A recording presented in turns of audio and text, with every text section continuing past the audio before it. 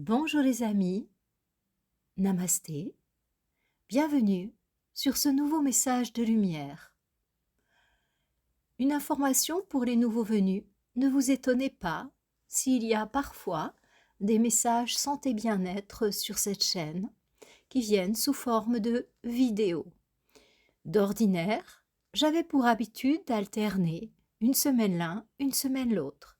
Néanmoins, compte tenu de l'intensité et de la rapidité des événements qui nous sont proposés et des leçons que nous avons à apprendre, eh bien, force est de constater que je fais beaucoup plus de messages de lumière pour vous apporter des informations importantes en ce moment crucial. Et c'est encore le cas là, en ce début mai. Et je crains bien que dans les temps à venir, ce soit plutôt des messages de lumière que vous allez avoir les dimanches matins, tout au moins aussi longtemps que cela est possible. Voilà.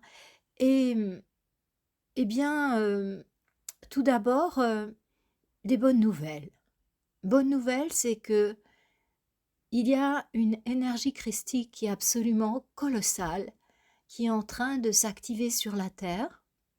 Elle a été activée là, au moment de Pâques, vraiment une puissante, puissante énergie, un gros mouvement vibratoire qui est en train de se produire, et en même temps, cet impressionnant compte à rebours qui a commencé avec cette épée de Damoclès au-dessus de notre tête, mais j'aurais envie de dire plutôt au-dessus de la tête de certains.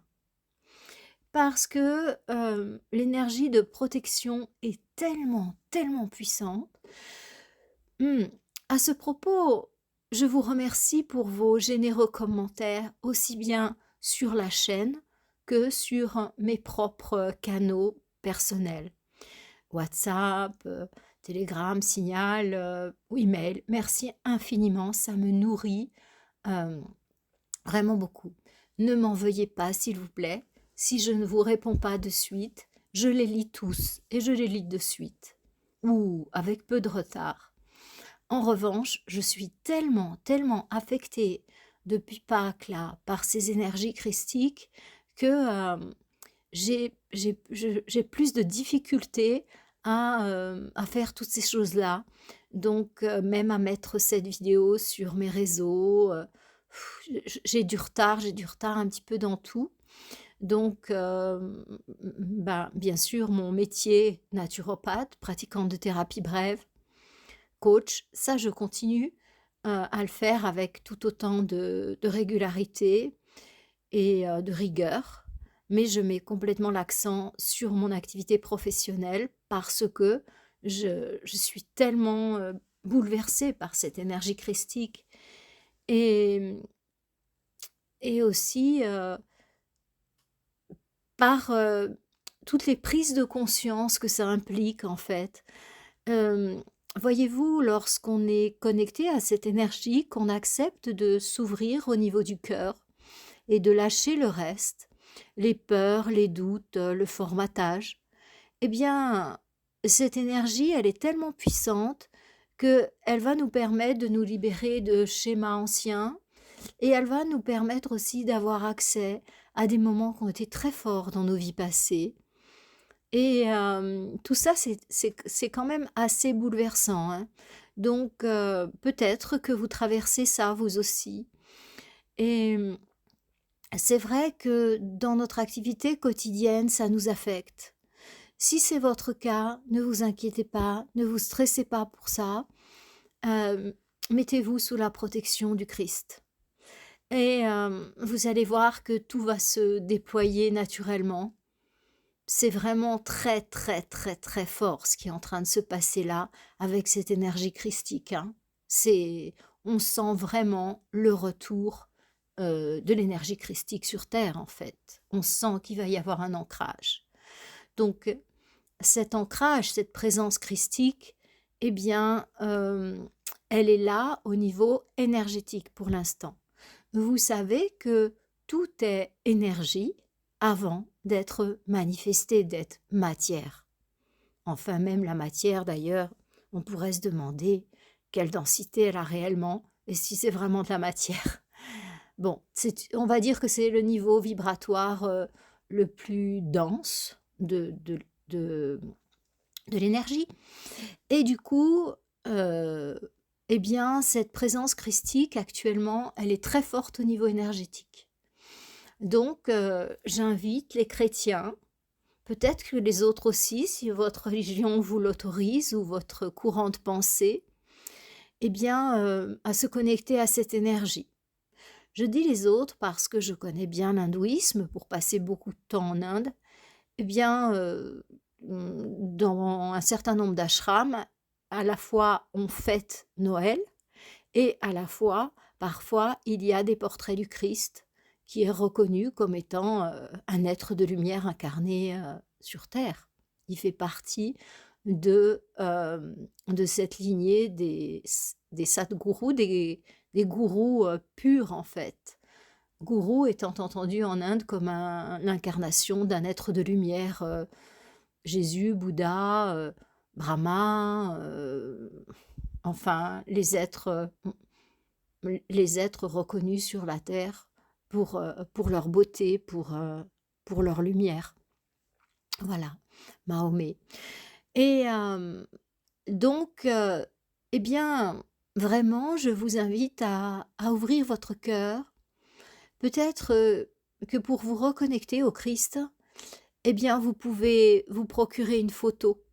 Enfin, bien sûr, il n'y a pas de photo du Christ, hein, il n'y avait pas d'appareil photo à l'époque, mais vous savez qu'on a ces figures christiques qui ont pu être plus ou moins reproduites là, euh, à partir du linceul de Milan ou des choses comme ça, enfin, quelque chose qui vous parle en fait. C'est pas forcément important l'authenticité entre guillemets de l'image, mais l'important c'est l'ancrage en fait. Si vous avez un ancrage avec cette photo, enfin avec cette image, ça va activer quelque chose en vous, et c'est ce lien qu'il est important d'activer maintenant, vous voyez.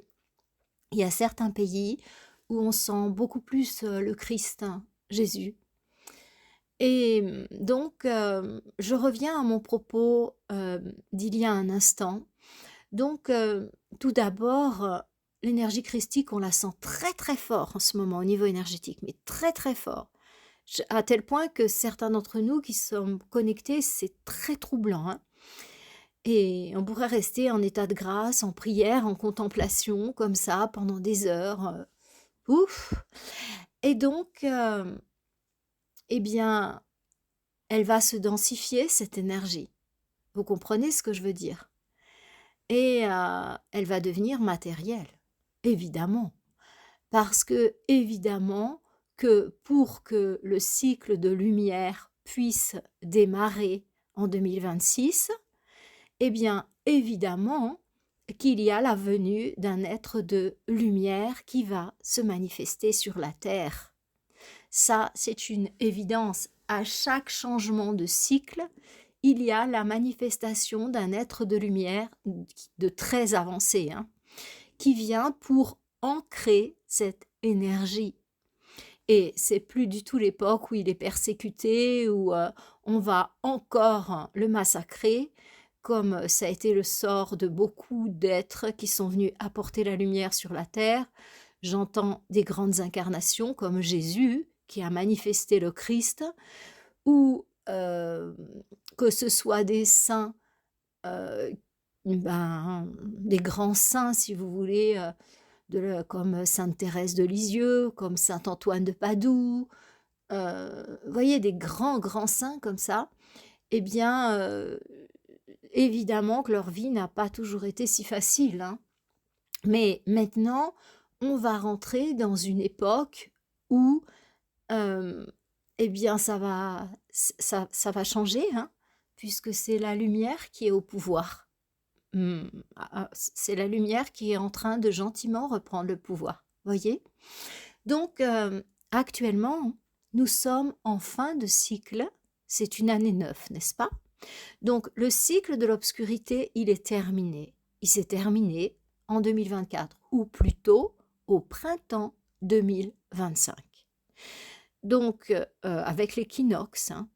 Donc, maintenant, le retour de la lumière, le retour du soleil, hein, les jours continuent maintenant, la lumière physique en fait, hein, eh bien, elle augmente, elle augmente, elle augmente et on va arriver, on va arriver progressivement à son zénith.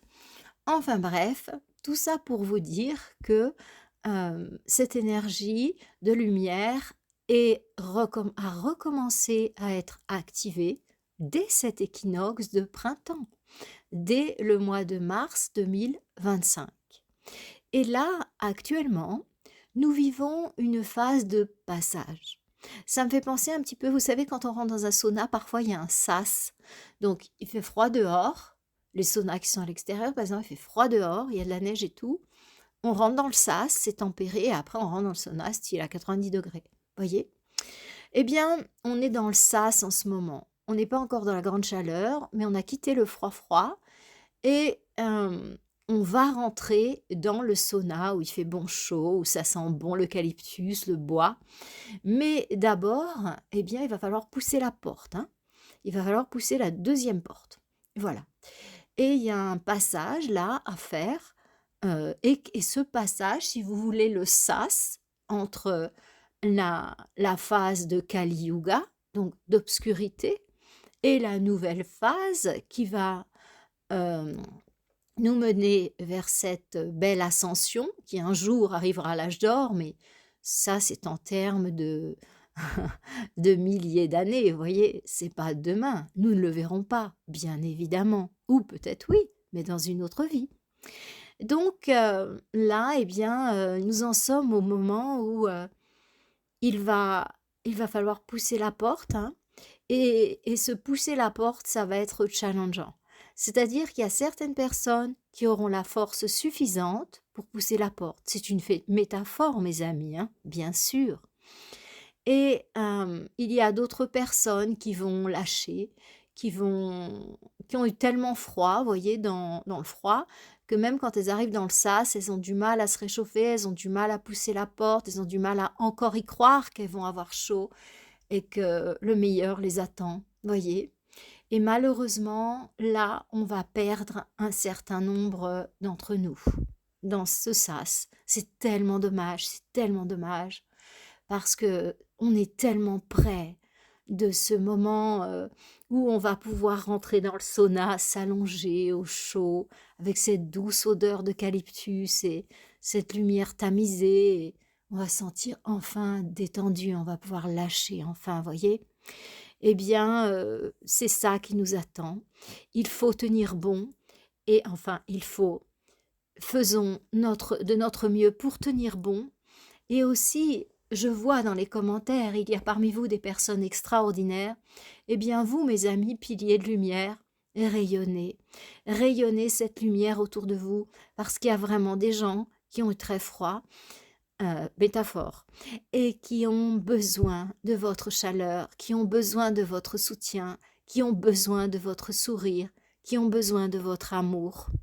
Vous savez, je serais tellement heureuse si vous qui m'écoutez, eh bien, vous pouviez être ces piliers de lumière sur cette terre et qu'ensemble, voyez, on soit forts et que nous, on puisse tirer suffisamment fort sur la porte pour pouvoir engouffrer dans le sauna nos frères et sœurs qui sont plus fragilisés, mais qui veulent y aller, et qui sont vraiment des personnes qui ont attendu si longtemps cette histoire-là et qui n'ont pas hésité à se dénuder parce que, voyez, dans les saunas qui sont très chauds, comme en Suède ou autre, on rentre nu parce qu'on ne peut pas être avec des bikinis parce que la... comment c'est? L'encre, en fait, comment on appelle ça? Le colorant, voilà. Les colorants qui sont dans les maillots de bain, eh bien, arrivés à une certaine température et dans les textiles sont nocifs. Donc, dans les saunas qui sont très chauds, 90, 100, eh bien, généralement, c'est la nudité qui est retenue, vous voyez. Et dans ce sauna-là, dans lequel nous devons entrer nus, vous voyez. Donc, ça veut dire qu'on doit lâcher. avec beaucoup de choses, hein, avec nos peurs, avec nos croyances, avec nos résistances. On doit se mettre nu. Ouais, ouais. Et là, on pourra rentrer dans le sauna. Et là, on pourra goûter à ces magnifiques énergies. Et eh bien, dans ce sauna, il y a le Christ qui nous attend. Mais vous savez que la lumière est une et que à partir du moment où elle se manifeste, là je ne parle pas du plan terrestre, hein, je parle de plans largement supérieurs, voilà, atmiques. Mais à partir du moment où la lumière, la source en fait, la source se détache et vient vivre une expérience, eh bien, à partir de ce moment-là, il y a une dissociation entre sa partie positive et négative, c'est-à-dire entre le masculin et le féminin. Vous savez, cette dissociation entre le masculin et le féminin, elle existe depuis très loin, hein, depuis un niveau vibratoire très élevé, très élevé. Et ces deux parties sont une à ce niveau-là. Néanmoins, c'est le masculin et le féminin qui sont dans une harmonie parfaite. Voyez? Et ce couple descend au niveau vibratoire, c'est symbolique, descend. On va peut dire se densifie. Et ce couple divin, issu directement de la source, qui manifeste le un, mais sous deux visages. Voyez, ça serait un petit peu comme une pièce, eh bien, qui a deux faces. C'est la même pièce, elle est une, mais elle a quand même deux faces, le pile et le face. Voyez? Et arrivé à un certain moment de la densification, ce un va se dissocier en fait. Et plus on va descendre dans la manifestation, dans la matière, dans la densification, et plus il va y avoir une séparation du masculin et du féminin, des deux, si vous voulez, des deux polarités. Tout ça, c'est mathématique, hein. C'est une logique irréfutable.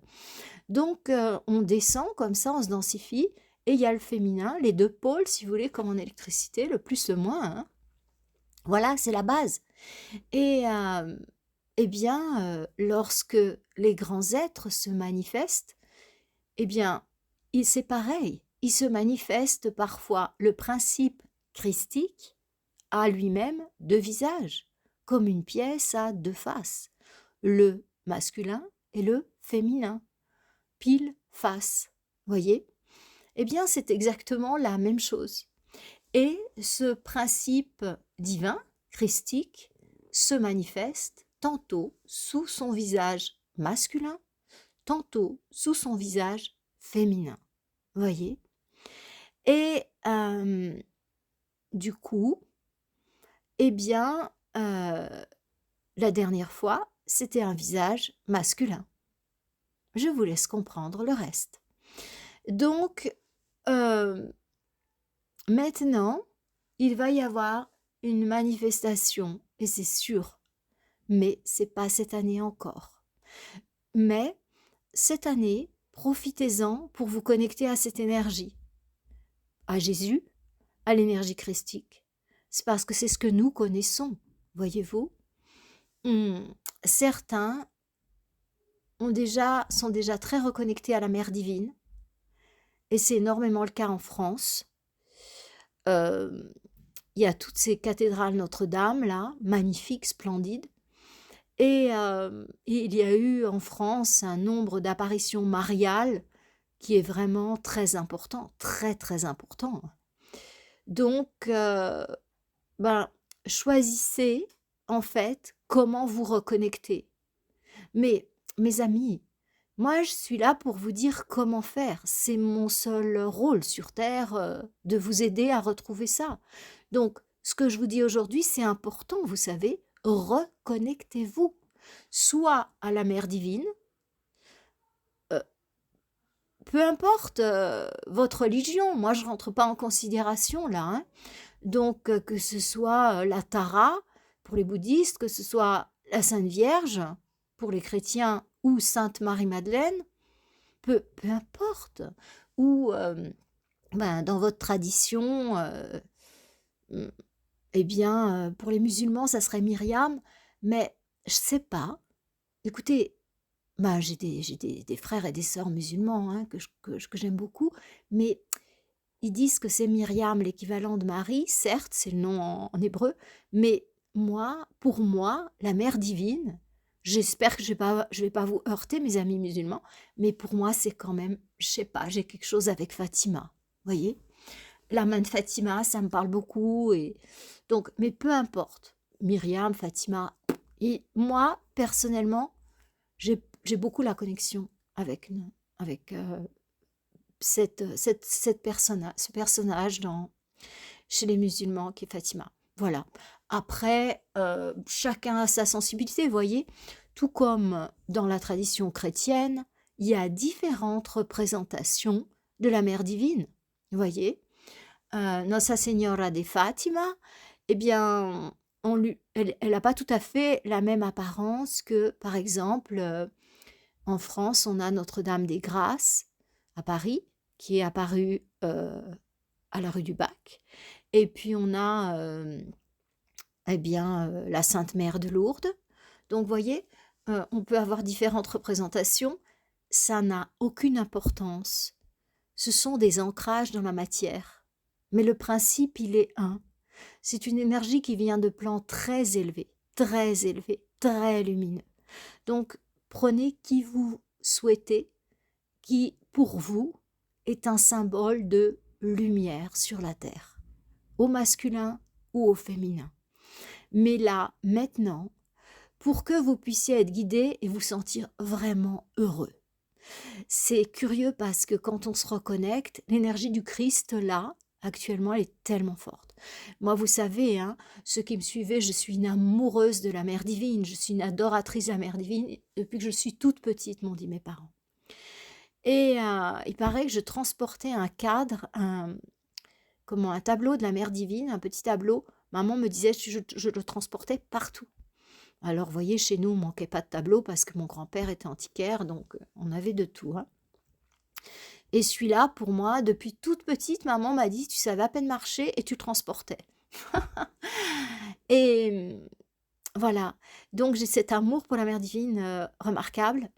Et là, vraiment, c'est à Pâques, j'ai été traversée, mais traversée par l'énergie du Christ. Et je me mettais à voir, à entendre le Christ sans cesse. Je me suis arrêtée de travailler à tel point, ce qui est rare pour moi, hein. Donc, samedi, dimanche, lundi, j'ai rien fait. J'étais tellement en extase que je pouvais rien faire. Quelle idée, hein? Ouais, c'est comme ça, qu'est-ce que vous voulez? Et moi, je n'ai pas de gros donateurs ou de mécènes ou de... c'est moi qui fais rentrer l'argent chaque mois, hein. Donc, vous voyez, si je reste sans travailler, ça peut être un peu critique. Mais je l'ai fait parce que j'ai confiance totalement. Et cette énergie, waouh, elle est très, très, très, très, très, très forte, hein. Donc, vu que la dernière manifestation du Christ, c'était à travers le Maître Jésus, eh bien, ça peut être intéressant de se reconnecter au Maître Jésus. Mais si vous, vous êtes plus habité par Marie, voyez, allez-y. Euh, Voyez-vous, je raconte une petite histoire personnelle. Je suis arrivée pour vivre en Suisse il y a une vingtaine d'années. Et, et avant, je vivais au Brésil. J'ai passé 5 ans et demi, 6 ans au Brésil. Je vous demande pardon. Tiens, c'est marrant ça. Et lorsque j'étais au Brésil, eh bien, la foi chrétienne est vivante. Donc, on vit dans la foi chrétienne et c'est quelque chose qui fait partie de la vie. Et lorsque je suis revenue en Suisse, je suis française d'origine, je suis double nationale, franco-suisse en vérité. Et lorsque je suis venue vivre en Suisse, j'arrivais du Brésil, vous voyez, avec toute cette légèreté dans la vie, avec cette foi tellement puissante. Comme disent les Brésiliens, Deus é brasileiro. Dieu est brésilien. Et c'est vrai, hein, quand on est au Brésil, on sent tellement Dieu. Et du coup, je suis revenue en Suisse et j'ai eu l'impression, pardon, Dis donc, ça touche des choses profondes, hein. J'ai dit: «Mais c'est drôle dans ce pays, il y a pas Dieu, on sent pas Dieu». Parce que moi on dirait que c'est un pays où il y a pas Dieu. Quelle idée, hein! Comme si Dieu choisissait son pays, qu'il n'était pas partout. Mais enfin bon, c'était une boutade. Et voyez-vous, je vivais dans un canton, protestant. Et moi qui étais très, très connectée à la Vierge Marie, ben, dans les cantons protestants, je sentais pas du tout l'énergie mariale, mais pas du tout. Et pour moi, du coup, je sentais pas cette grâce, cet amour, cette légèreté, cette douceur. Et du coup, waouh, j'ai dû vraiment m'adapter, hein, ça a été rude au début. Et en fait, euh, eh bien, maintenant, je me suis reconnectée vraiment à Jésus, je lui ai redonné de la place et j'ai senti à quel point, en fait, eh bien, dans les pays protestants, enfin les pays, je ne sais pas, hein, franchement, là, je suis partout en Allemagne, j'ai pas fait attention. Et donc, eh bien, à quel point Jésus est présent, voyez. Mais c'est fort, hein, Jésus, il est vraiment là. Mais cette énergie christique. Donc, bah, dans les pays protestants, peut-être plus être en raccord avec Jésus. Parce que c'est très fort. Et moi, j'avais du mal à m'y connecter parce que je suis tellement dans une énergie de douceur, de grâce, d'amour, bon, amour. Tout ça, c'est Jésus aussi. Mais moi, je le vivais dans son visage féminin. L'amour de la mère. Vraiment. Tellement cher à mon cœur. Et maintenant que je me suis reconnectée plus fort, en fait, au Christ, eh bien, je le sens, je le vois. Et du coup, tout est plus fluide pour moi. C'est comme si j'avais quitté un peu le masculin sacré. Et le fait de me réouvrir au masculin sacré, c'est extraordinaire. C'est extraordinaire. Parce qu'il recoule beaucoup plus abondamment en moi et dans ma vie, dans les personnes autour de moi. Voyez? Donc, avec cette ouverture de Pâques, eh bien, on a eu un retour du masculin sacré aussi. Parce que, bien sûr, on est dans des sociétés patriarcales et c'est dramatique à quel point le masculin a dominé le monde. Et là, quelque part, un petit peu massacré quand même, hein. Donc, eh bien, et en plus, moi qui fais de la thérapie, et donc en thérapie brève, je fais du décodage biologique et différents types de thérapies, ce qui fait que je suis régulièrement confrontée à des vies passées. Donc ce sont des blessures qui sont des vrais verrouillants pour les gens dans leur vie actuelle. Donc on doit retourner dans les vies passées ou chez les ancêtres pour aller euh, désactiver ça, si vous voulez. On remonte à ce moment-là, on apporte ce qu'on appelle une ressource, et puis on fait une réintégration d'âme avec la guérison qui est réintégrée. Donc c'est absolument magique, oui, mais n'empêche que, eh bien, je n'ai pas arrêté de voir des femmes violées, des femmes battues, euh, des choses, de l'inceste, de la pédophilie, des rituels, enfin bref, et tout ça où on a vu toute la face obscure de l'homme, voyez. Donc c'est compliqué quand même, hein. Et de conserver une bonne image de l'homme, et certaines patientes qui me disaient, mais l'homme, c'est vraiment le mal, c'est l'incarnation du mal, parce qu'elles avaient revu plusieurs vies passées où elles s'étaient fait massacrer, où elles s'étaient fait utiliser, où elles avaient été vendues, violées, brûlées, enfin, des choses abominables, vous voyez. Et, et bien maintenant, c'est magnifique parce que il y a une réactivation du masculin sacré. Donc je pense que grâce à cette énergie christique qui est sur la terre, eh bien je pense qu'il va y avoir un réveil en nous du masculin sacré. Alors chez les hommes, ça va être absolument magnifique, mais chez les femmes aussi, parce qu'il y a toute une partie de nous qu'on avait fait taire et dont on a besoin pour être en équilibre, vous voyez.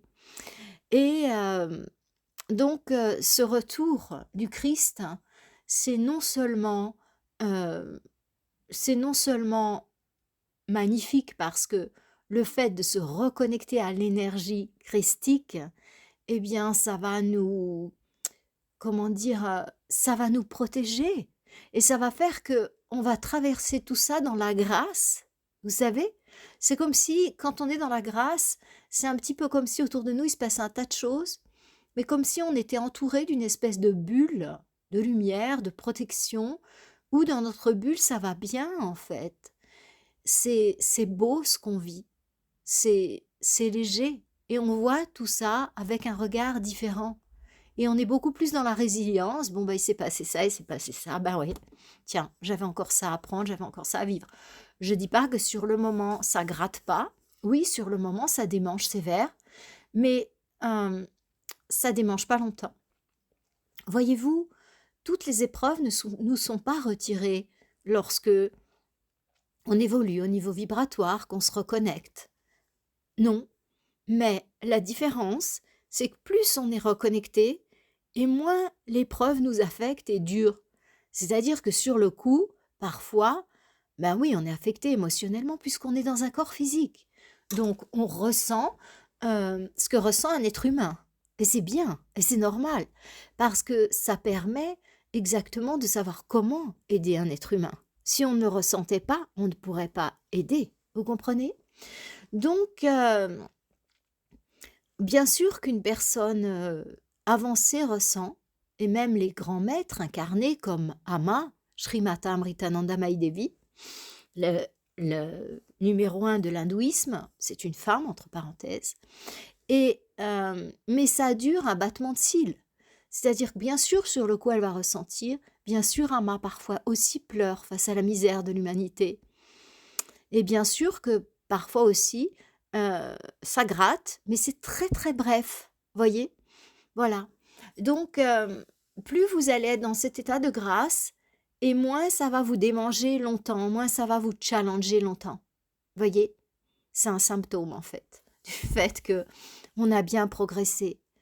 C'est que on a du détachement et du coup, qu'est-ce qui se passe? Comme on a du détachement et de l'acceptation, ça ne dure pas cette épreuve-là.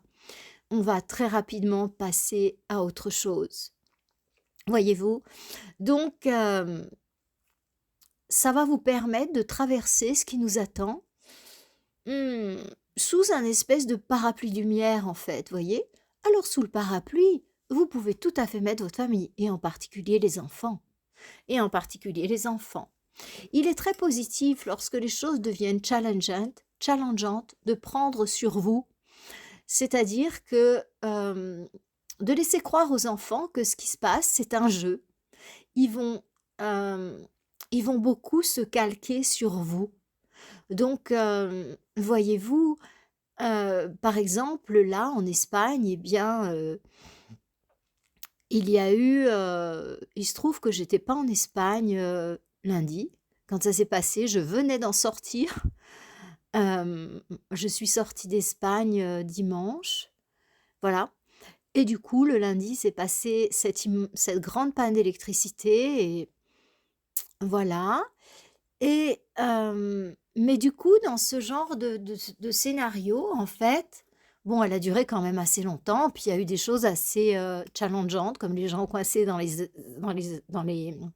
élévadors, dans les dans les ascenseurs et aussi, d'imaginer dans ces grands manèges coincés tout le temps, enfin bref, il y a eu tout un tas de choses qui se sont passées assez challengeantes, il faut le dire. Mais c'est pas un hasard où vous vous trouvez pendant ces moments-là, hein. Non, non, non. Donc, eh bien, ça aurait pu être une bonne idée de laisser croire aux enfants, c'est un jeu, c'est une répétition et tu vois là, eh bien, on s'entraîne, on va voir comment c'est la vie s'il n'y avait pas d'électricité. Parce que tu vois, tes arrière-grands-parents, enfin bon, au début du siècle passé, eh bien, il n'y avait pas cette électricité courante partout, comme on a maintenant. Donc, voyez? Et du coup, bah, tu vois, on va expérimenter, qu'est-ce qu'ils ont vécu tes grands-parents? Enfin non, c'est plus loin, hein, mais pour les petits-enfants, c'est plus loin. Mais voilà, tes ancêtres, qu'est-ce qu'ils ont vécu? Comment c'était la terre? Parce que tu sais, ça fait pas si longtemps que ça qu'on a de l'électricité. Ça fait juste, un bon siècle quoi, on va dire comme ça pour les enfants. Et tu vois, l'humanité, eh ben, elle a vécu, pendant, 2000 ans, comme ça, hein, presque 2000 ans. Ben non, plus en fait, puisque les datations commencent à Jésus-Christ et avant, voilà. Donc des milliers d'années et voilà. Donc prenez cette information au sérieux. Lorsqu'il va se passer des choses plus challengeantes, protégez les enfants. C'est un jeu, tu vois, c'est une répétition. On apprend à vivre différemment. Et vous prenez sur vous, vous les adultes. Les gens qui sont sur ma chaîne, je sais que vous êtes des personnes fortes, des personnes bienveillantes, des personnes qui voulaient soutenir les autres, parce que sinon vous auriez abandonné cette chaîne.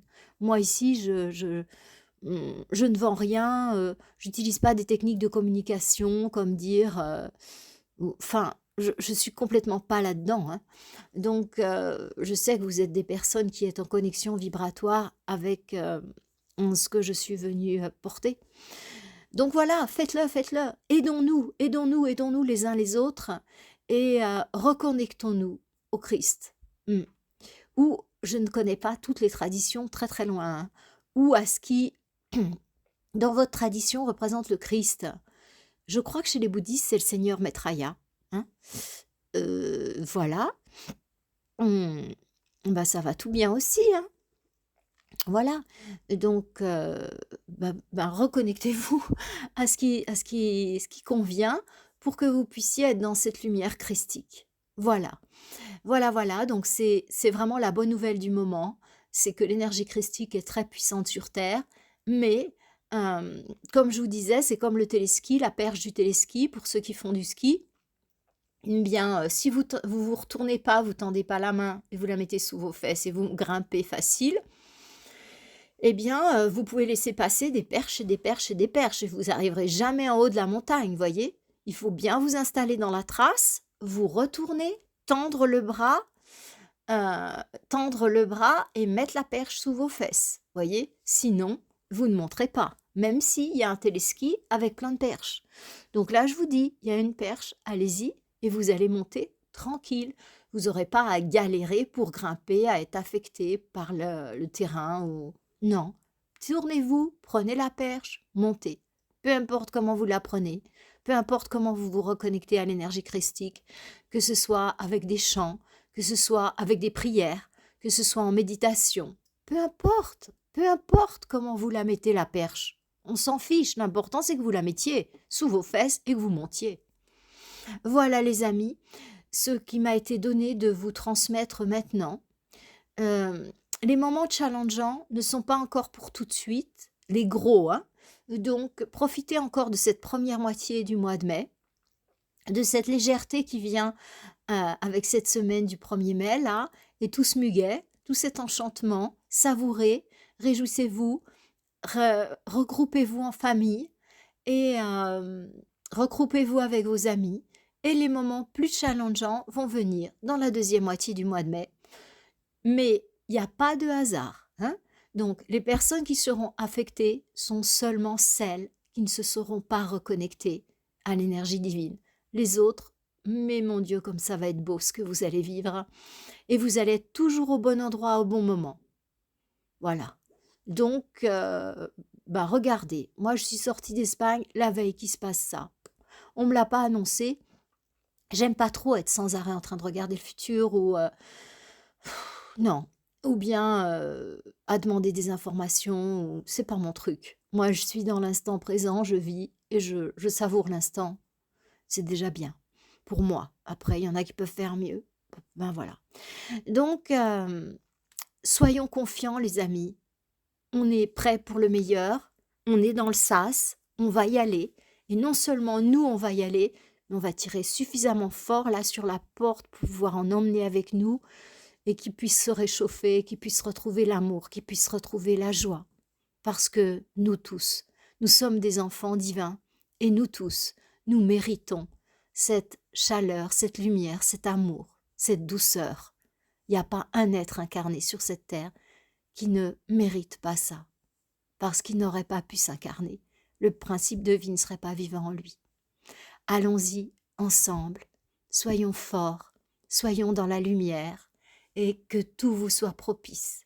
Soutenez la chaîne, mettez un like, mettez un commentaire, partagez largement, que notre famille de lumière grandisse. Vous savez comment faire.